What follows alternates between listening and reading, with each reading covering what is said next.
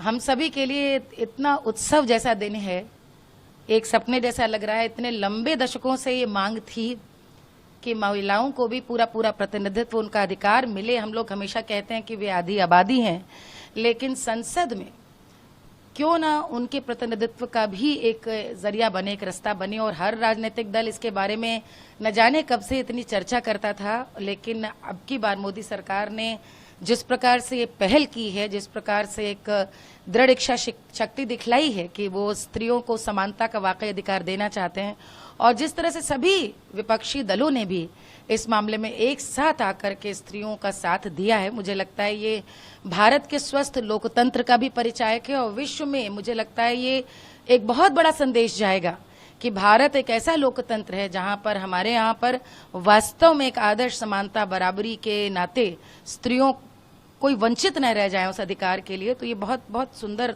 दिन है। तो राजनीति में महिलाओं की 30% भागीदारी कितने मायने रखती है? देखिए जब कोई आरक्षण नहीं था तब भी महिलाओं की स्थिति, फिर से बोल रही हूँ, देखिए जब आरक्षण की स्थिति नहीं थी तब भी महिलाओं की अच्छी स्थिति राजनीति में रही है। अभी की बात यदि करें तो 78 महिला सांसदें इस समय हमारे संसद में हैं और ये बिना किसी रिजर्वेशन के पहुंची हैं। लेकिन मैं आपको बता सकती हूँ कि कोई भी ऐसी स्त्री जिसने अपना मुकाम बनाया होगा, बड़ी मेहनत, बड़े परिश्रम और पुरुषों की दुनिया में एक अपनी परिश्रम और संघर्ष के बाद अपनी जगह बनाई है।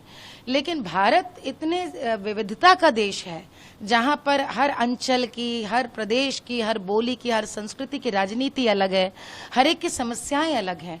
और मुझे लगता है कि महिलाओं से जुड़े इतने मुद्दे हैं, कहीं ना कहीं वो आवाज संसद तक पहुंचे, उनकी जो शिकायतें हैं, उनकी जो अपनी बात है मन की, वो कम से कम वहां तक पहुंचे। वो क्यों सिर्फ पुरुषों के माध्यम से जाए।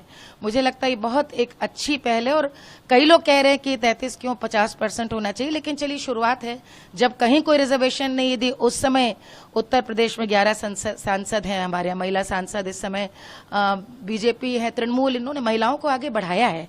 तो मैं मानती हूँ ऐसे दल जो कि वाकई स्त्रियों को उनका अधिकार नहीं दे रहे थे, वो भी अब कहीं ना कहीं विवश होंगे अच्छे महिला कैंडिडेट्स को चुन करके आगे लाने में। एक तो मुझे लगता है कि हम यदि देखें पिछले कुछ समय से वोटिंग को लेकर के भी महिला वोटरों की एक जो अपनी दखल है, उनकी राजनीतिक समझ, उसका प्रभाव अब दिख रहा है। अब उनकी ऐसी हैसियत है कि महिला वोटरें अब सरकार गिरा रही हैं और बना रही हैं। ऐसी स्थिति में जब वे राजनीति करने आएंगी, जब वे अपने क्षेत्र का प्रतिनिधित्व करके संसद में पहुंचेंगी, तो आप कल्पना कीजिए कि देश किस दिशा में जाएगा। जी आखिरी सवाल मैम, 13 साल बाद भी बात तो रखी गई, उसके बाद भी सियासत जी क्या चीज 13 साल बाद भी बात तो रखी गई, 13 साल बाद फिर भी इस पर सियासत की जा रही है, कैसे देखते हैं उसे? देखिए सियासत है, सियासत तो होगी, कुछ तो लोग कहेंगे, लोगों का काम है कहना।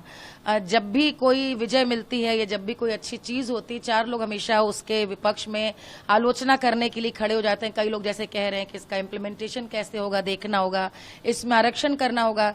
तो ठीक है, मुझे तो लगता है भारतवर्ष में तो आजादी के बाद से आरक्षण वैसे ही चल रहा है।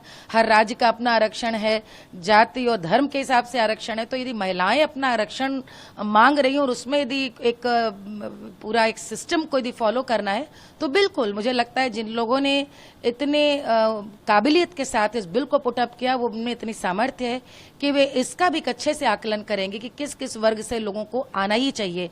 और सच बात है, समदर्शी समाज होना चाहिए, सबका साथ, सबका विकास है, सब लोग साथ सामने आए, तभी असली महिला का प्रतिनिधित्व। ऐतिहासिक दिन है।